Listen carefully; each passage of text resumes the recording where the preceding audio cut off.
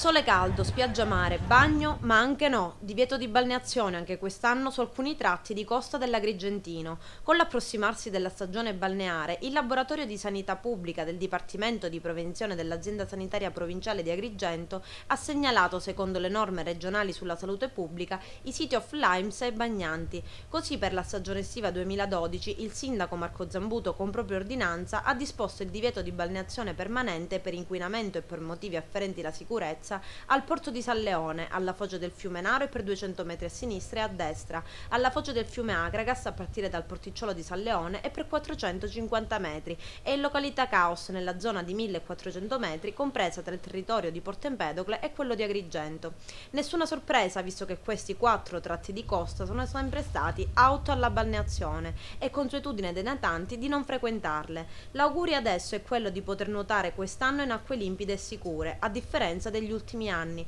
È sotto gli occhi di tutti il grado di pulizia della costa salleonina e non bastano di certo degli sciacqui a mo' di colluttorio a convincere i bagnanti. È tuttavia notizia di queste settimane che la città riceverà i fondi stanziati dal CIPE per la depurazione delle acque reflue urbane. Ad Agrigento sono infatti stati destinati più di 32 milioni di euro che serviranno a completare la rete fognaria della fascia costiera della zona nord della città di Cannatello e Zingarello, l'adeguamento dell'impianto di depurazione di Fontanelle, il nuovo impianto di depurazione a servizio della fascia costiera e del comune di Favara, il completamento del sistema fognario e depurativo di Villaggio Peruzzo.